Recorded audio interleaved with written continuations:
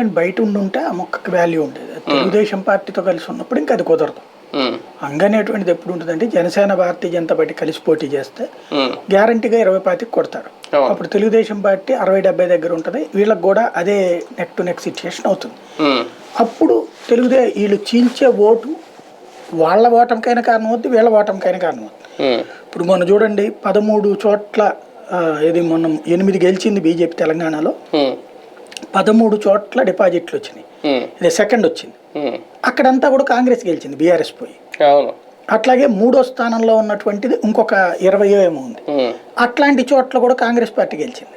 అంటే ఎప్పుడు అవతల ఉన్న అందులో కొన్ని చోట్ల బీఆర్ఎస్ గెలిచింది, కొన్ని చోట్ల కాంగ్రెస్, కొన్ని చోట్ల కాంగ్రెస్ విజయావకాశాలకు గండి కొట్టింది, కొన్ని చోట్ల బీజేపీ బీఆర్ఎస్ విజయావకాశాలు గండి కొట్టింది. ఆ స్థాయి వీళ్ళిద్దరు కలిసి పోటీ చేస్తే ఉంటుంది.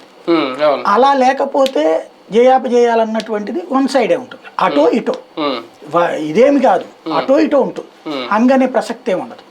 రెండవది ఏంటంటే వీళ్ళిద్దరూ ఆయన కుమారస్వామి కావాలనుకున్నా అప్పుడు సాధ్యమవుతుంది హంగు. దాంట్లో ఉంటే ఇచ్చింది తీసుకోవాలి, లేకపోతే సర్దుకోవాలి. మొన్న కూడా తెలంగాణలో భారతీయ జనతా పార్టీ అంటే కష్టపడలేదన్న ఉద్దేశం కాదు, కానీ కొన్ని తీసుకున్న రాంగ్ స్టెప్స్ అలాంటివి కాకుండా ఇంకొంచెం కష్టపడి ఉంటే, బీఆర్ఎస్ కూడా ఇంకొంచెం కష్టపడి ఉంటే ఖచ్చితంగా హంగు వచ్చి ఉండేదేమో అని అక్కడ కూడా.